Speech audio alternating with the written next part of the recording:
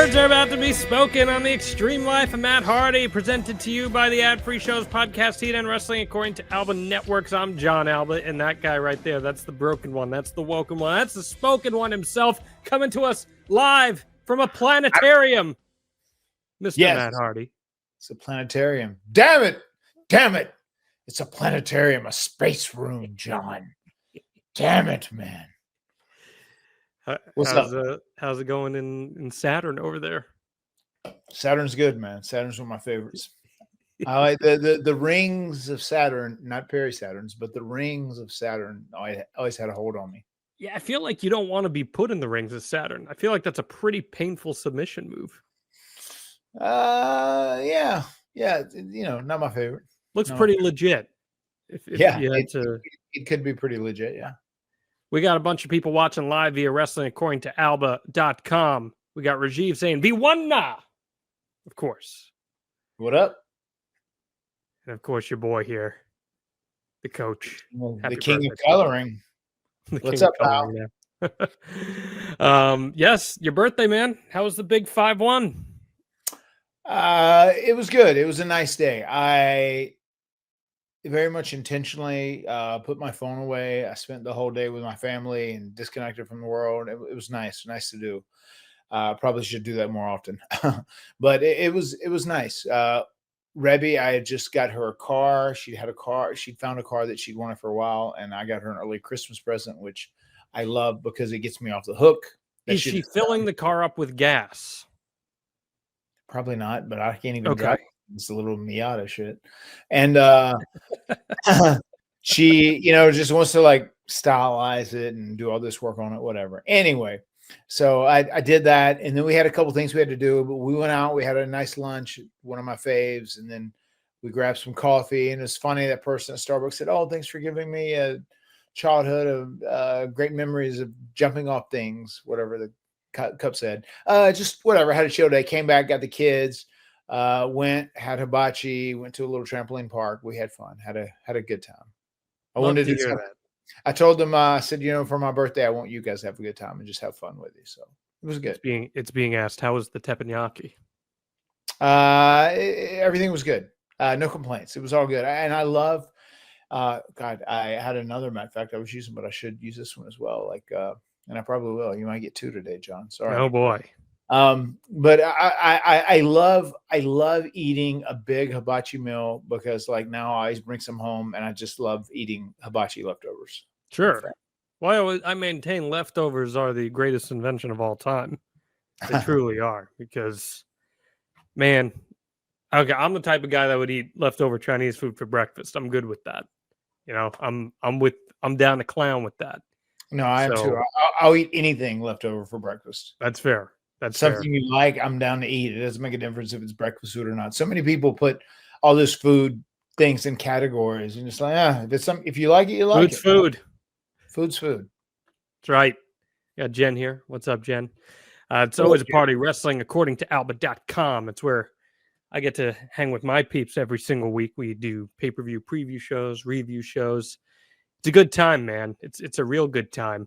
Hey, speaking of which, because we're not going to talk too much about the All Out shows and the WrestlePalooza shows, but your girl, Toni Storm, she lost the AEW Women's World title this week. She lost in the 4-way to Chris Statlander, pinned her clean, and stacked her up using Wheeler Yuta's pin. Stat's one of those day oneers for AEW, and she's been around, and a lot of fans were excited to see her. What do you think about Chris Statlander walking away as the Women's World Champion there, as someone who has been there since pretty much the doors opened? I mean, it's a great opportunity to make her. Obviously, Toni Storm had so much equity, and she's a star, whether she has the title or she doesn't have the title. So she's a star, no doubt about it.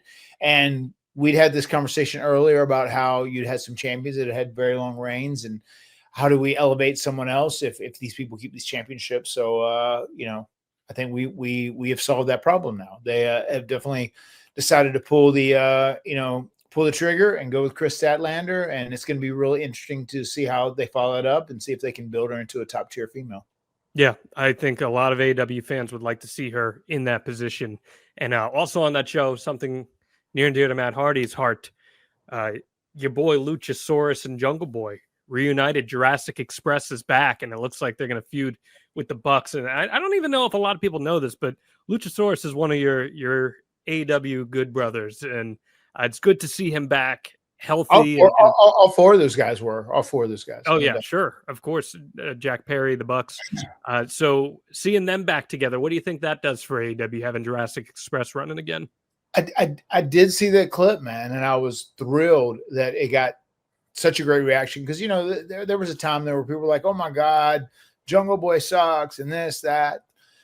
I love the fact that they did this when they did it, and they both had time away, and there was a sufficient amount of time away, and then they were back together. It just really showed how fun people were of them together. That the moment, their timing was really good. The way that was done, the Bucks are the perfect foil to put in there too.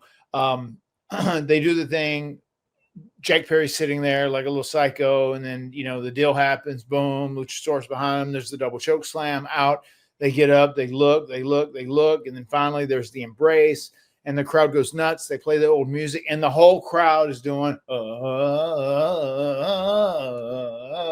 that was awesome. That fucking moment, that is what pro wrestling is about. That is where the money is. It's not a 5-star match. It's that.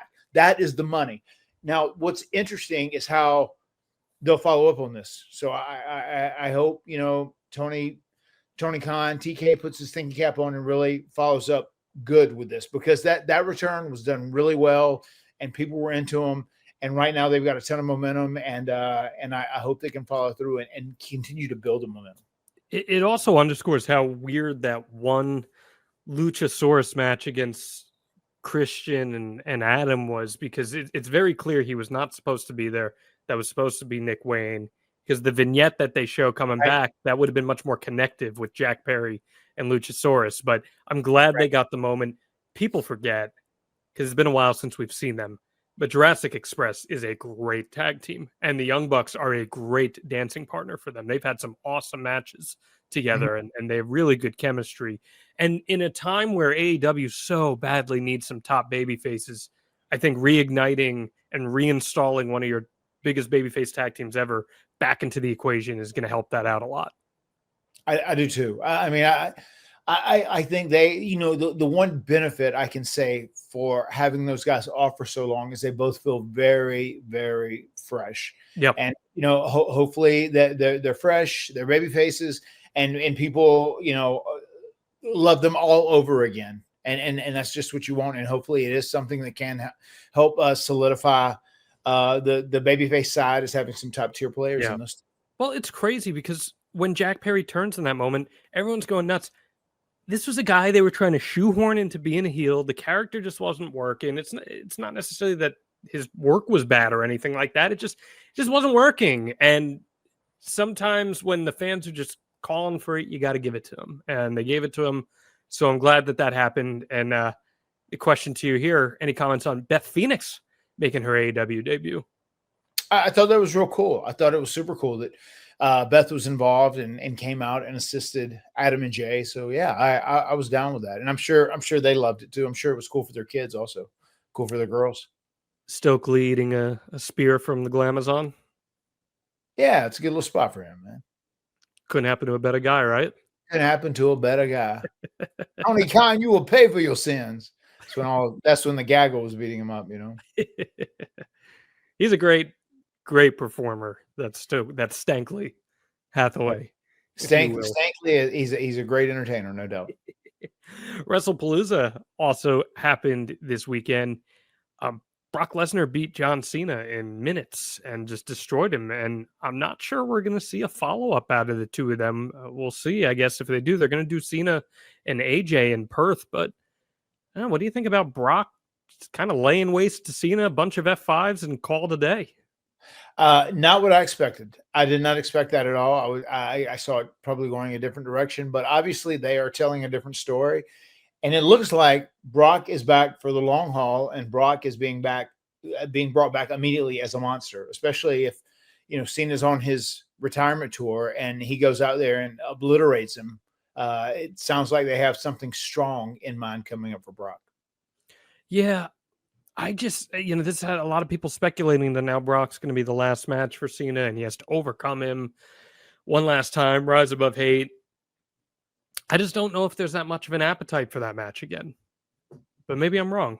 Maybe I'm wrong. I mean, John, we don't always agree, but I do agree with you there. I don't see, I don't see him going out and how long did it take him to beat John? I mean, the match was less than 9 minutes.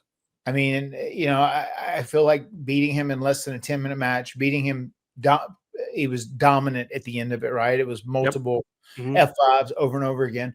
I don't feel like that's going to make people crave a return match. I feel like that was, if nothing else, it was just showing like Brock is back and Brock is still a monster. He's still the beast. And he just destroyed John Cena when he is not supposed to be getting destroyed.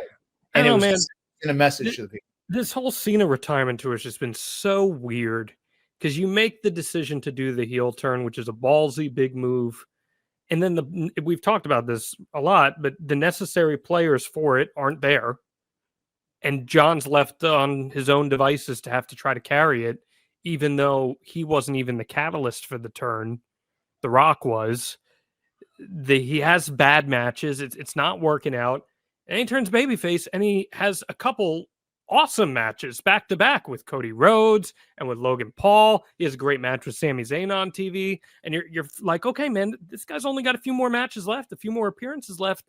Let's send the fans home happy. And then you just have reverting right back to just crazy amounts of heat. And I don't know, it was a little strange to me, but we'll see. He's got AJ in Perth and they're building the whole match on social media. So that's when that's how that's going to go down.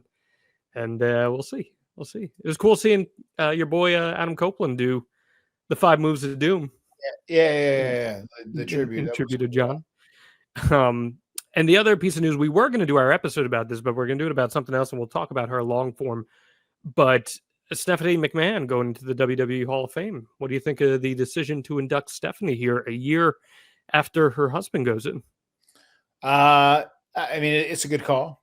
She's a McMahon. She's obviously contributed so much to the WWE, and she has been a huge contributing factor. People always talked about like who would be the next to succeed Vince McMahon, who would take over if it's not, is it Shane? Is it Stephanie? And Stephanie was definitely the one who everyone saw as the next power to be, if it wasn't a Triple H or Shane, whatever else, because Stephanie was she was more wired like Vince, I think, than Shane was in many, many ways. So yeah, she was a very important part of the WWE over multiple decades. So good for her, man. Congratulations. I've always got along good with Stephanie.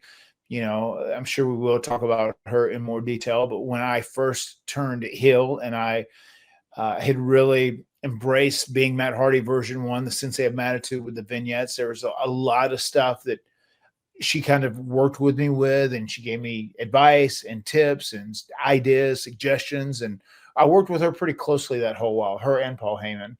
So it was a lot of fun and very enjoyable. And I actually saw her when we came back from sitting in the crowd at SummerSlam when we watched the TLC match, and I got to catch up with her a little bit, and we were just talking about kids and how quickly they grow up, and her kids are almost grown now. It's just so crazy, just how much time flies. And it was nice to have a little conversation with her.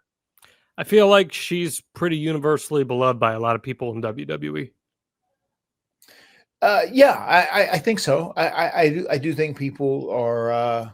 I think people are fond of her. I think they like her. I think she's pretty straightforward, pretty blunt, and I think that earns her respect to a degree. Where she voices what she believes, and if she thinks something is right or wrong, and she'll let you know about it. But I think there's a modicum of respect that comes with that also.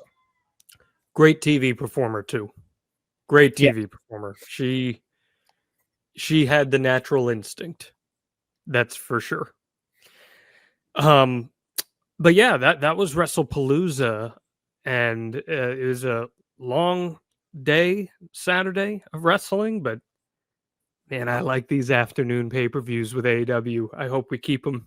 It's real nice being able to have these things over by 7 o'clock, 8 o'clock. It's nice. Right. I dig that. Big fan of the daytime pay-per-view. Also, before we get into our main topic, NXT invaded, or I should say TNA rather, invaded NXT. Yeah. This went down. This was a pretty hot angle at the end of NXT. A lot of your colleagues rushed the ring. Notice you guys weren't there. It's peculiar. Yeah. We will obviously be part of it. I am more of the puppet master. I'm the guy the behind puppet master that was pulling the strings. This is what needs to happen next. And then the bigger boss will enter the fight shortly thereafter. You're the Wilson Fisk of all. You're the kingpin of this little invasion. The TNA invasion is happening because of Matt Hardy. Yeah, you can put that. The TNA invasion in NXT is happening because of Matt Hardy. Run it, Sheets. It was his brainchild. Yes, run that, please. Do you think we could see the Hardys again? I mean, that's going to be the natural question everyone's going to want to know. Do you think you'll see the Hardys again in NXT? I think so. Yeah, I do. I mean, if this is going to be a full-on war, we're definitely going to be there. Jeff and I are very proud to be locker room leaders in TNA, and so there's no like split loyalty, like you're ride and die in TNA right now. No, especially when it comes to NXT. I would say you don't have many ties to NXT. I don't have many ties to NXT, so I would much more prefer TNA. Now, if we had to go to the main roster, that'd be a little different. You know what I mean? Like TNA and WWE, I would say we consider those two our home. Interesting. Okay, well, it'd be fun to see you guys show up in NXT again, and I'm sure the fans would be very excited about that if that ends up happening. So we'll find out where this whole invasion's going. I mean, it was cool seeing most of the major players in TNA were there, which is cool. Cardona was there. That's gonna be a cool feeling for him being back in there. It was great to see him there. No, I mean it was a good mix of guys, and I think it was something that came together last few days, or so, and I think it worked. I think it was good. I think it's a good start for what is to come. Okay. You guys feeling ready for the Team 3D match? We're getting closer and closer. We are. Actually, before filming this today, I'd been shooting a documentary. They're doing a whole big documentary on this piece. It's been 26 years of Hardy's versus Team 3D, which is a long time. It's wild. And we're going to be, airing this thing almost like that Fade into Black that went along with Slammiversary. So it's real cool that they're doing a big Hardy's Dudley's piece. Excited for the match. Looking forward to it. I still think it's going to be a very emotional match because not only is it the close of a chapter when it comes to, the Hardy Boys and the Dudley Boys, it's also going to be the close of a chapter to a lot of people's fandom. Mm-hmm. There were a lot of people that grew up and knowing that whole era where TLC kicked off, which started the tag team ladder match and the tag team tables match and triangle ladder match, TLC 1, TLC 2, that whole era, there was a lot of people that solidified them as wrestling fans.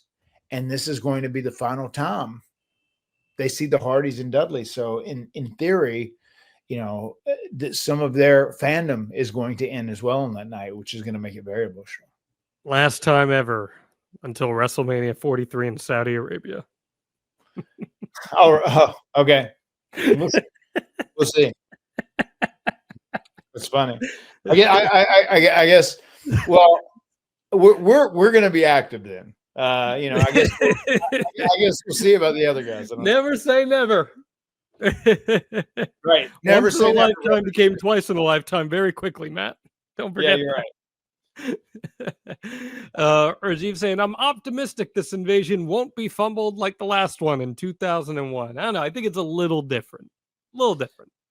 Yeah, I think it's a little different because because you do the legitimacy of like two different companies with like bringing in different perspective to different ideas. I think that is going to make it a lot more organic. I think it's going to make it a lot more authentic too. And there will be people on each side that will really be into the rivalry and will be taking pride in, you know, whatever they consider their home, be it NXT or be it TNA. And I think it will make for some good television. I think we're going to have some very good television in October.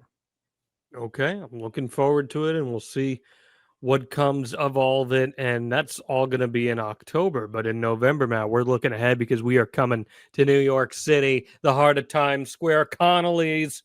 It is the Hardy Party Live, a live Matt Hardy podcast, a live Jeff Hardy concert.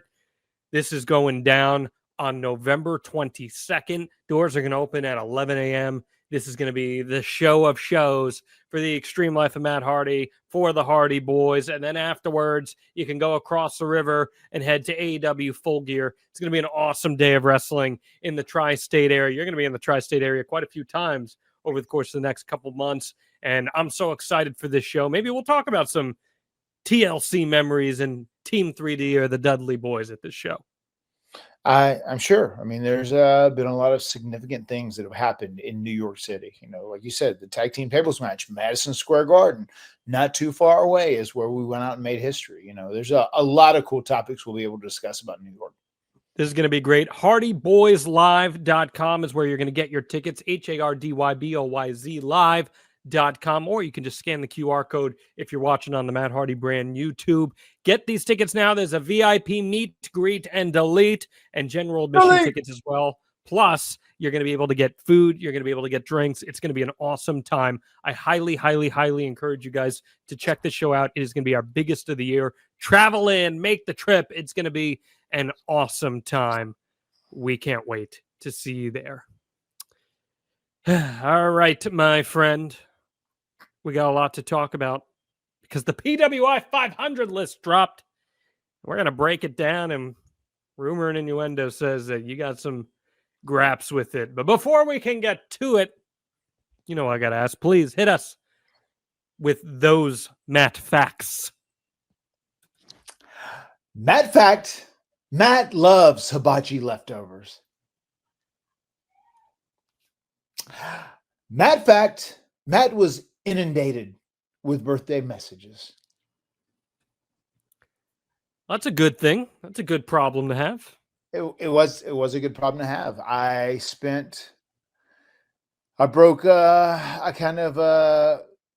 broke my rule with cardio today as I was doing 45 minutes and I was returning messages. I was trying to return as many as I possibly could, which was I'm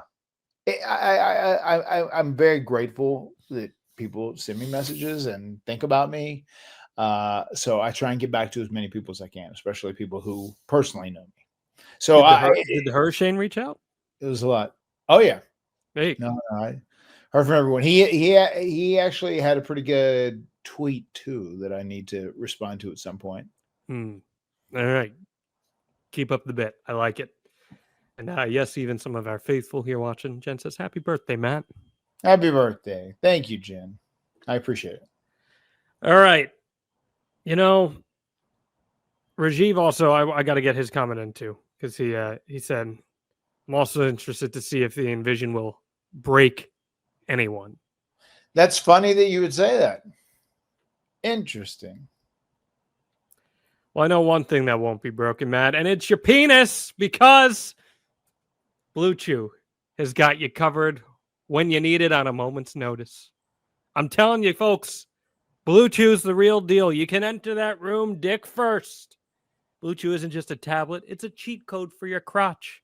It's stronger. It's harder. It's longer lasting. It's like someone gave your downstairs a little bit of a pep talk, maybe even a gym membership to go with it. Blue Chew is the original brand offering chewable tablets for better sex. And, Matt, I love the versatility of Blue Chew because they've got one version that you chew it and you're going to be able to do it in like 30 minutes.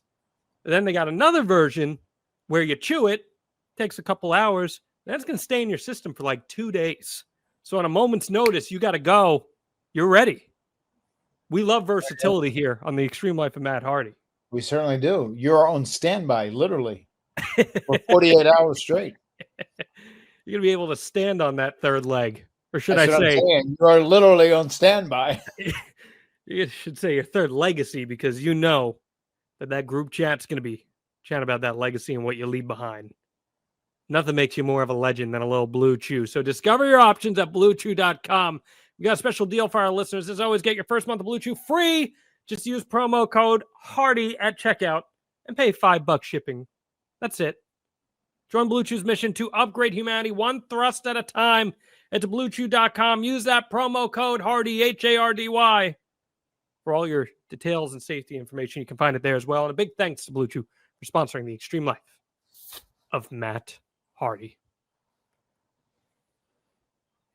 And what an appropriate broken to woken. What an appropriate promo code it is, if you ask me. All right. Every year, Matt, Wrestling Discourse has one day where it is just very measured. No one debates anything. Everyone is in perfect harmony. And that's when Pro Wrestling Illustrated releases its top 500 list. There's never any controversy surrounding it. Everyone unanimously agrees with every single selection. All 500. If you couldn't tell, that's Matt Fiction and not Matt Fact.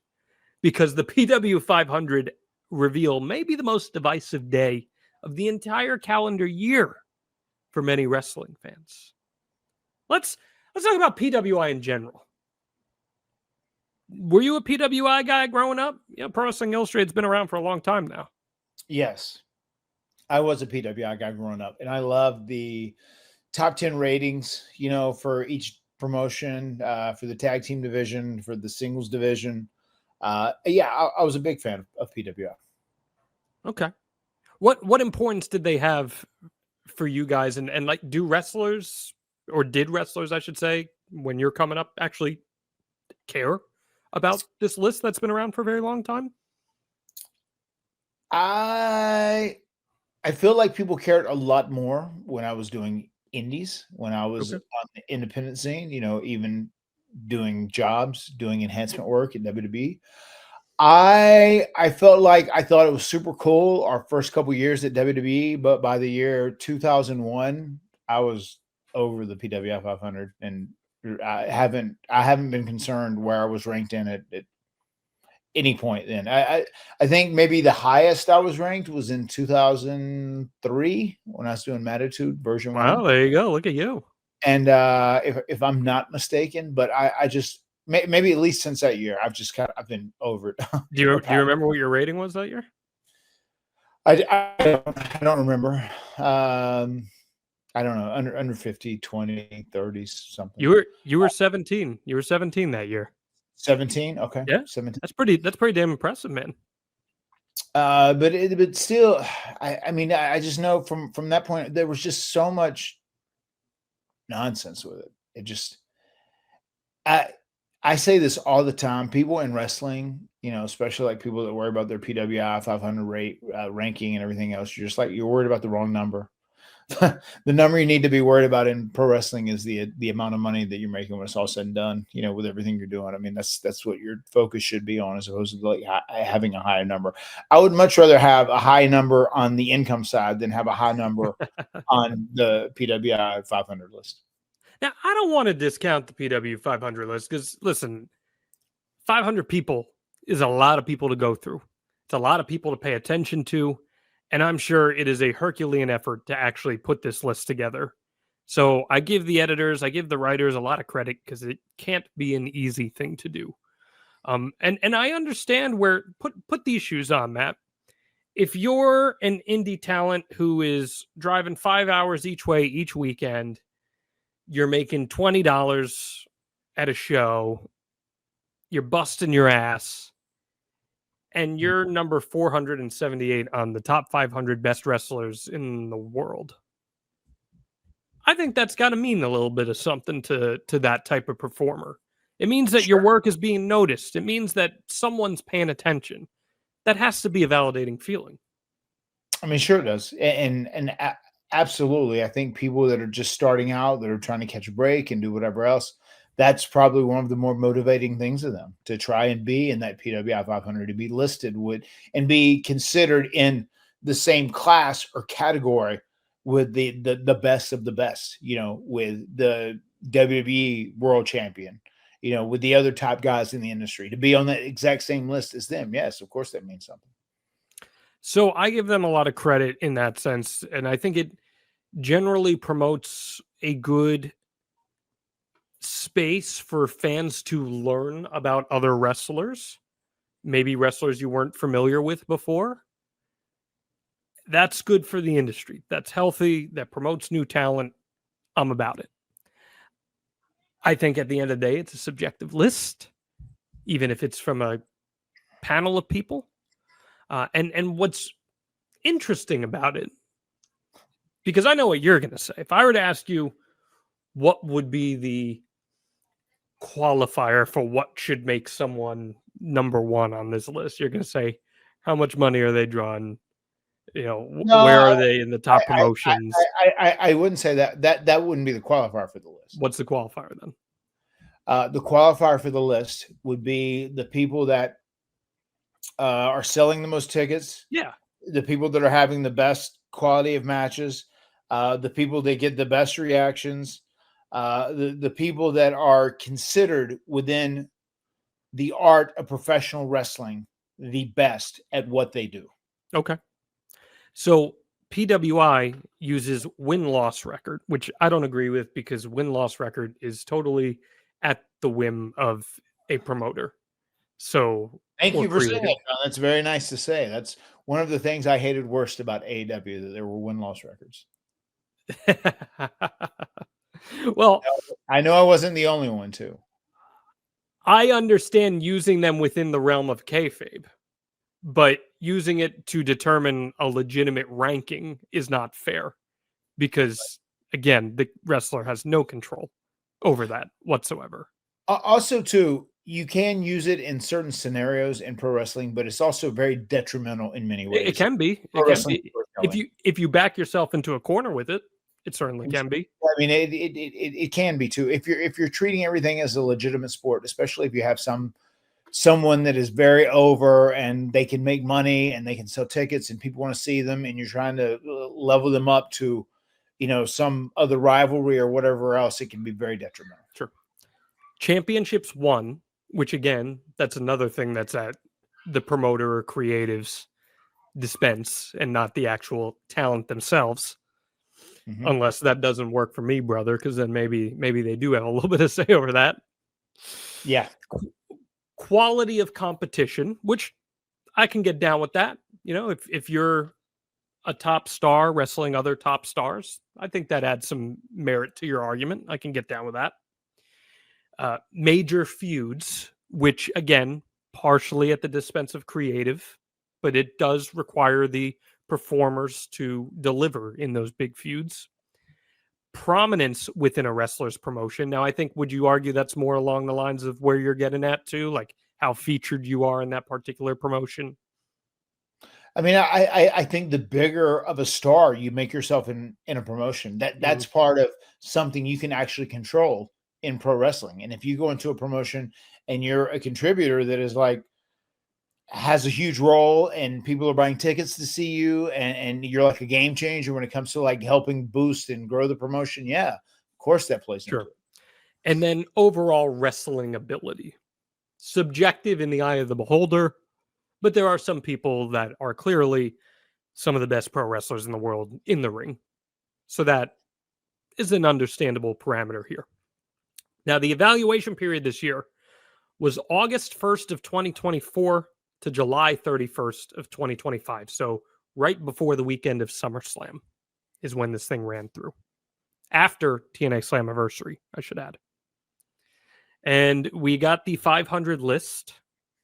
I was going through it the other day, going through each name. It's cool seeing some friends of mine make the list, people I've known for a long time make the list. And I'm looking. I say, wait a minute here. I don't see the Hardy Boys. Meanwhile, 487 is one of your bosses, Tommy Dreamer. He's on here. No disrespect to Tommy, but he's on here. And I was saying to myself, that's interesting. As a matter of fact, the Hardys weren't on it last year either. Now, I'm not going to sit here and be a mark for the Hardys because I host Matt Hardy's podcast, or because we have a fantastic Hardy party coming up on November 22nd in New York City. I don't know, man. You guys are the reigning, defending TNA World Tag Team Champions. This year, you've wrestled 34 matches in this calendar year, and then you tack on some more leading back to last summer. I might even call this a tapestry that you guys aren't on the list. What say you? I say it makes it a very unserious list. Ooh. Especially on top of the fact that the contributions Jeff and I have offered to TNA. I mean, credit to TNA. They put us in a great position to succeed. They've let us be us. If you go out and you let Matt and Jeff Hardy be who they are, let them do their deal. People look at us as a legacy act, and we are still both physically talented enough to compete on a somewhat high level. We can go out there and we can rock and roll, man, and we can make money. We can sell tickets. We obviously can bring in income. We're a very important and integral part of TNA, and a huge reason. I feel like when Jeff showed up and they knew they were not just getting Matt Hardy or Broken Matt, they knew they were getting the Hardys. I feel like that is when the tide turned. And that's when everything changed in TNA last year, because that happened at Against All Odds. Yeah, man. It's just we've been on a roll. We've had some great matches. I mean, you look at the match we had at Bound for Glory, that the Full Metal Mayhem reimagined. You look at the match that we had at Slammiversary, where we had that ladder match as well, where we used the cable. I mean, there's been so many things we've done that have been innovative and different, and we've been wrestling against great competition, top contenders. We've been defending champions the whole while. So yeah, it's very odd, and especially just on top of all of that, just who we are. And the fact that we have built such a brand and such a name as Matt Hardy and Jeff Hardy and as the Hardys, the fact that we have been working on a full-time schedule, plus trying to contribute to indies and whatnot, just the fact that we aren't on that list is an absolute injustice. Absolute injustice. That might quote have me to be on that one. Dirt sheets. Quote me on that one. That is but once again, that just shows. I mean, it's nothing. We actually were deciding what to do today, if we were going to do Stephanie and her in the Hall of Fame or this, and I was just like, man, it blows my mind that somehow we were omitted from this list. You know what I mean? It does not make sense, especially like after the incredible year we've had. Yeah, it was really surprising to me. And again, I'm not getting in the weeds of bias here. I objectively putting on my journalist hat. I'm not sitting here and being like, oh, the Hardys are in the top 30 this year or anything like that. But to not be amongst the most 500 reputable wrestlers in the world this year is crazy to me, especially with all due respect, seeing some of the names on here.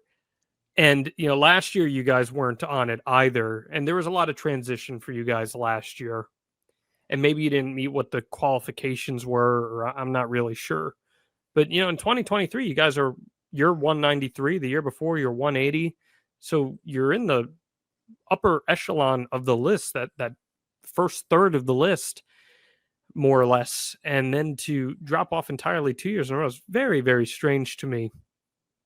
But because you go through the qualifications that I just listed off, your win-loss records, you guys have won a lot of matches this year in booking parameters. Sure. You guys, in that time period, you won 2 tag titles for a Big 3 promotion. Quality of competition. You guys went on NXT TV and beat the NXT Tag Team of the Year last year. We're undefeated on NXT TV. Yeah. You had big feuds. You guys in the system feuded for a while. You feuded with the Nemeths. You had the Fraxium program. Mhm. Prominence within a wrestler's promotion. You guys are one of the featured acts on TNA. Sure, no doubt. And then overall wrestling ability, I mean, your skills have diminished quite a bit. So Deteriorated, I think is can't the word. deteriorated. Yes, they've deteriorated quite a bit. So I can't knock them there. But yeah, man, it's just crazy to me. And maybe tag team wrestling in general didn't get enough love on this list, all things considered, because the tag guys are some of the best. And it's interesting. But I will tell you, here's something you will be happy about. Your boy Leon Slater, number 53. That's pretty cool. That is cool. It's cool for him, no doubt. That's your boy. Leon would be upset though. He would hear this. He go, "Oh man, you kidding me?" Leon was. He wouldn't be down with the Hardys being excluded, huh? No, he wouldn't be down with this submission. No doubt. Now, have you seen the top 10 for the list? I have not. Do you know who's number one? I don't know who's number one. Okay. My guess. Can I guess? Please, it's your show. My guess for number one would be Cody Rhodes. So Cody Rhodes made history this year because he became one of 4 men to be named number one in consecutive years, because he was number one last year. So he was number one? He's number one again this year. Okay. And there's 3 others who have been number one in consecutive years. Can you name them? Oh man. Is all major names. Major Stone Cold Steve Austin in there? Stone Cold Steve Austin's one of them.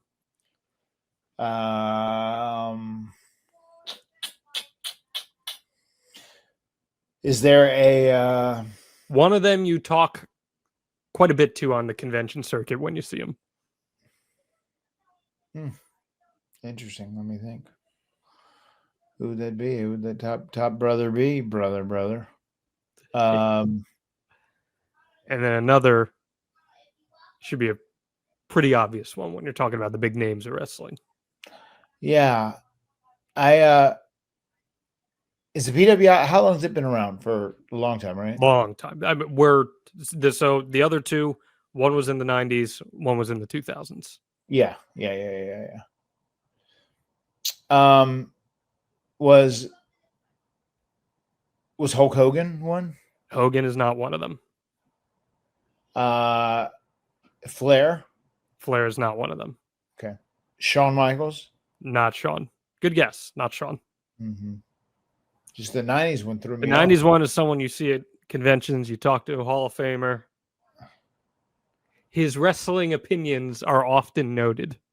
So that's a little hint for any of you playing along at home. Gotcha. It's almost become a running bit what some of his opinions are. That's interesting. God, I was about to say one person. I don't think it could be him. For just a second, I was about to start Kevin Nash. It is not Kevin Nash. But I don't see him fitting that. Kevin Nash did not top the PWI 500 twice in a row. Yeah, right. I mean, he could have though when he was he was Diesel. He was pretty hot as Diesel. That's true. But what when he was Oz? Yeah, when he was Oz. Yeah, that's definitely when it happened. Jesus Christ. You're overthinking the is it Brett? What'd you say? Is it Brett? Bret Hart? It is Brett. Brett is the 90s one. Yeah. Yep. And then one from the 2000s. This one's you're overthinking this one. And then from the 2000s, it is it Xena? It is Xena. John Cena? There you go. So Cody joins Cena, Stone Cold, and Bret Hart as the 4 guys back-to-back years to be number one on the list, which is a hell of a statement for Cody, isn't it? Yes, it is a hell of a statement for Cody. Yeah, it's funny. When he lost at 39, I remember distinctly tweeting that Yeah. WWE was risking fumbling their next John Cena. And I got so much pushback on that. No, there's no way. There's no way. He's never going to be as big. Matt, the way that people react to Cody, I don't think it's that all off from Cena. And the way that kids love Cody, I don't think it's that different from Cena. How do you feel about it? No, I mean, he's the closest thing to Cena right now. And I think even the fact that he won the title back from Cena just helped even solidify that more. Okay. Who would you say was the biggest TNA name on the list? Like the highest ranked TNA name? The biggest TNA name on the list. Interesting. I would almost guess he's not officially TNA, but probably Trick Williams was probably the highest person that competes in TNA that was ranked the highest. Is that right? No. There's a TNA person ranked higher than Trick Williams. Trick Williams was 19 though. It was a good year for Trick. Mm-hmm. Is that person? Can't be. I don't think it'd be him. Keep in mind the evaluation period, August 2024. Yeah. To July 2025. Is it Moose? It's not Moose.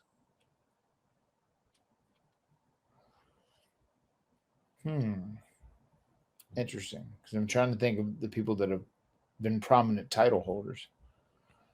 There's one big one you're missing. Is it Joe Hendry? Say his name. It is Joe Hendry? And he appears at number 12 on the list. See, that is something I'm shocked about. Because, Joe had that thing where people wanted him to win the title. He got real hot, and then they didn't capitalize on it, and he'd lost and had to go through some other battles, this, that, and the other thing. And I understand he was hot, but even when he had the title, he didn't have the title for that long. Interesting. Okay. I would guess all the WWE appearances and WrestleMania probably helped his case. Yeah. Quite a bit. I mean, he faced Randy Orton at WrestleMania, even though it was a 3-minute match. I mean, I don't mind that so much. I mean, I'm very surprised to hear that in PWI. I mean, if Joe Hendry is 12, then Jeff and I definitely deserve to be in there at somewhere, being in NXT and crossing over and beating Fraxium. Jesus Christ. Sells my argument even more. Where do you think you guys should be? Fair assessment, honest assessment. Fair, honest assessment. Somewhere around 100. Okay. I can respect that. Maybe in the 80s to 100. Okay. Especially because, in theory, it's based on single competitors, and we're not single competitors. No, you're not. We're a tag team, but we're still kicking ass pretty strong. Yeah. Okay. I respect that. Here's the top 10 this year. Let me try and guess. Yeah. I'm going to say this. 8 of the top 10 are WWE and AEW. Then there's 1 CMLL and there's 1 Japanese. Okay. I'll try and guess the people that are in there. So we know Cody's number 1. Cody's 1. I would imagine is Moxley or Hangman 2. Moxley is 2. Okay. That's who I would have put, but it's the Hangman thing's more recent too. Moxley 2. Now the Hangman win did happen within the window. 3 and 4, maybe Hangman and Gunther. Flip them. Hangman was 4, Gunther was 3. Okay. That's a pretty good top 4, right? Yeah, no, I'm down with that. I'm down with that. Number 5 you're not going to get. Number 5 is Hiroki Goto. So I know you're not going to get that. Okay. There's the Japanese guy. Mm-hmm. Do we have a Seth Rollins in there anywhere?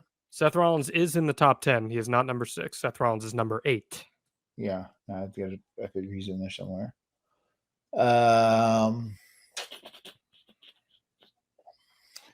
Doing pretty well. Yeah. Let me think. Who are my other people? Do we have a? Is there a Drew McIntyre in there? Drew McIntyre is not in the top 10. He's not in the top 10. Drew McIntyre is 46. Oh wow, okay. I think probably because he missed some time due to injury this year. Gotcha. Do we have a? Is there a This Jey is good Uso? because this is giving insight as to who you think would be in the top. Is there a Jey Uso in there? Jey Uso is number 6. Okay. All right. Cool. Back in then. Big year. So you're still looking for 7, 9, and 10. 7, 9, and 10. And would you say one of the guys was both of these guys are AEW wrestlers. One is a CMLL and AEW wrestler. Yeah. Okay. Is the CMLL wrestler Mystico? It is Mystico, number 9. Okay. Hell of a year for the former Sin Cara. Yeah. He's one of the few people that I definitely know from there. So you're looking for 7 and you're looking for 10. And they're AEW guys.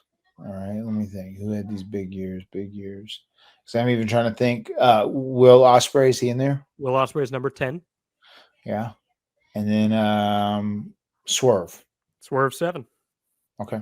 Nice job. So the whole top 10 is Cody Rhodes, Jon Moxley, Gunther, Hangman, Hiroki Goto, Jey Uso, Swerve, Seth Rollins, Mystico, Will Ospreay. It's a pretty good top 10, I think. Yeah. All things considered. Okada number 11, followed by Hendry at 12. CM Punk 15. Obafemi coming in at 14, ahead of CM Punk. How about that? I don't mind that. He had a good run as NXT champ. He's had a very good run, and I think his ascension probably for sure. His ascension's been a big deal. Helped out a lot. So we're here live too. You still got wrestling according, of course. Guys, anybody's out there, throw out your comment. Where do you think? Let me ask you this: Do Matt and Jeff Hardy belong on this list? And if so, where would you guys put us? I would love to hear your comment as we're chatting. And please, if you're on YouTube or if you're on Spotify or anywhere, you can leave a comment, or on social media. Let us know. Do you think the Hardys should have been on this list, and where would you have put them? Jen asking, what about Takeshita? Takeshita 17. By the way, Matt, we didn't even talk about it at that AW pay-per-view. The Unified Championship match, Mascara Dorada, Takeshita, and Okada was, to quote your boy, a banger, a 5-star banger. It was a good one. Takeshita, man. Oh, he is so good. He is so freaking good. And he's going to have a big time match with Okada at some point, and I'm very much looking forward to seeing what they ended up doing with that.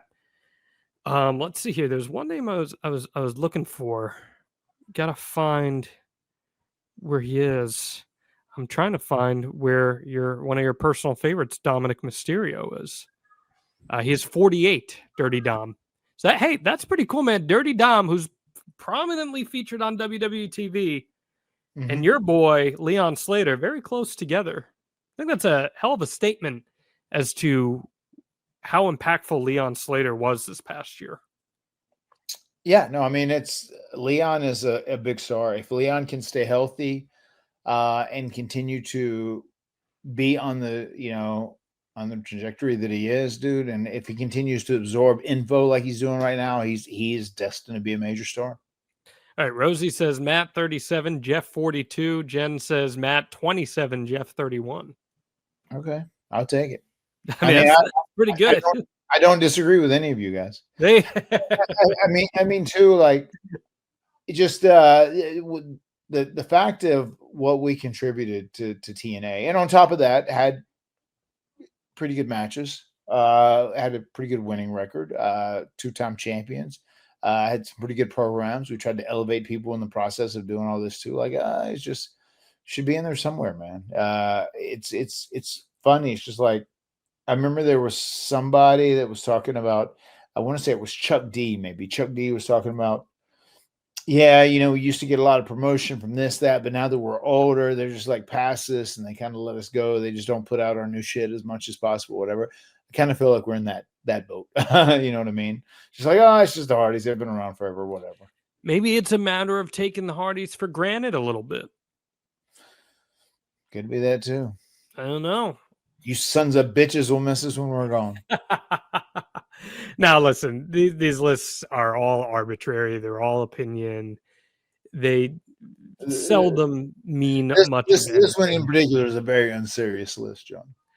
But, well, again, for me, the biggest problem I have with it is so much of the list is based on kayfabe accomplishments. And you guys have had a lot of good kayfabe accomplishments. In fact, I think a lot of the kayfabe accomplishments would benefit your case for being on the list. But of course, it's hard to compare legitimate talent to something that is scripted. It's just not cohesive with one another. Well, I mean, I feel like that's the secret. It's just, it's weird how wrestling is this weird melting pot, right? Of course, because it is an art form, and some people look at it from this perspective. Some people look at it from a different perspective, but there are a bunch of different perspectives, ways you can look at pro wrestling, and like, what makes a pro wrestler valuable? What makes a promotion valuable? What makes a match valuable? You learn how to like organize all of these qualities and put it together, and that's how you decipher whatever your ratings or how much you value this individual, I feel.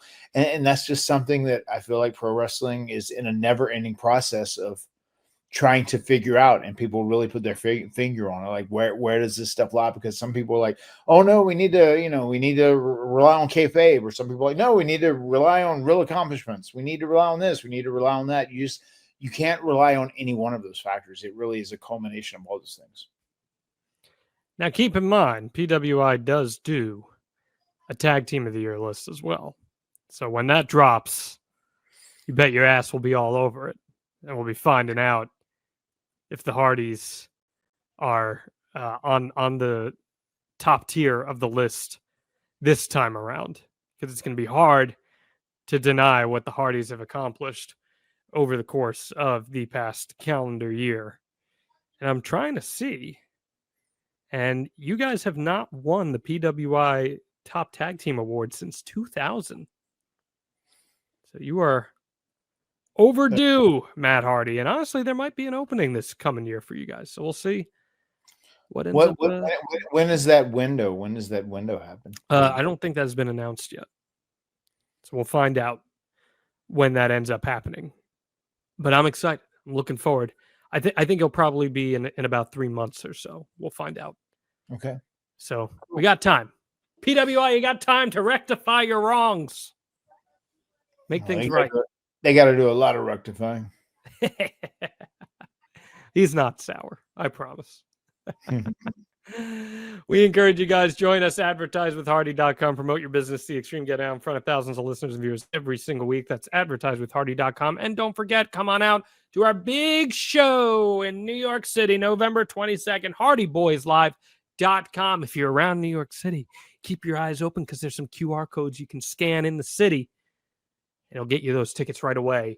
hardyboyslive.com. Matt, anything else you want to add? What's that? I said 11:22. Oh, I'm so soaked. So soaked. Anything else you want to add here? No, it's a fun conversation. I'm glad we decided to journey off down this conversational path. It was fun. Sure. Talk. Rosie threw the list through ChatGPT, and it says it ranked you at 49. Shit, well, see where it ranks Jeff at. Let's get our official rating.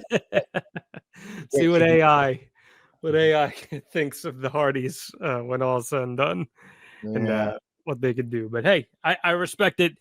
The Hardys are the GOATs no matter what. No matter what list tells you so. You don't need a list for that. All you need is the eye test. The eye test will tell you that the Hardys are the tag team GOATs. And that's something that you can market. You can put it on a flyer. And then you tell people to come to Connolly's on November 22nd to meet the tag team GOATs in person.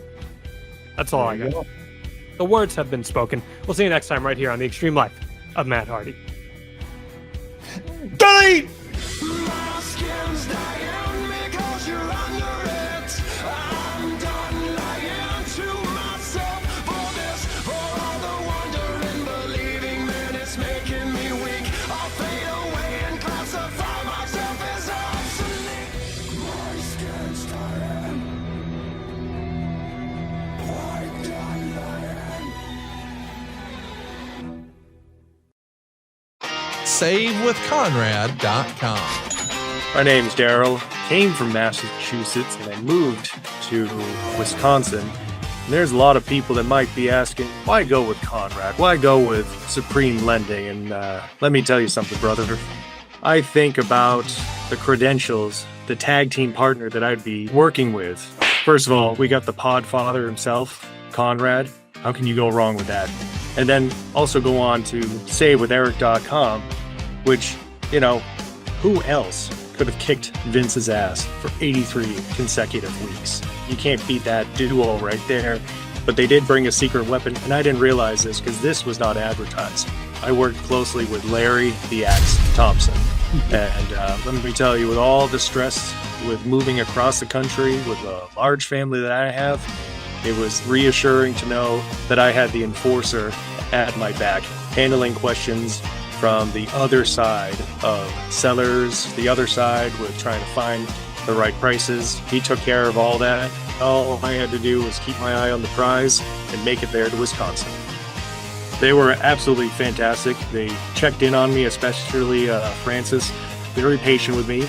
I don't go through this process all the time, so I trusted the experts. I was able to call them. They called me if they had questions, and it felt like it was a personal arrangement. There was even a point in which, from the seller side, they wanted something else that wasn't part of the norm. Francis straight up told me, hey, we're loyal to you. We'll do whatever you want to do, and we'll make sure that you guys are taken care of. They came through. I made it to the dream. I'm the champion of my own destiny here. They were able to help pave the way for me and my family. I couldn't be more happy with the results. I went from having less than an acre to now 20 acres worth of land. They made that dream a reality. I'm Daryl, and I'm living in Friendship, Wisconsin, in my dream home, thanks to SaveWithConrad.com. NMLS number 2129, equal housing lender. SaveWithConrad.com.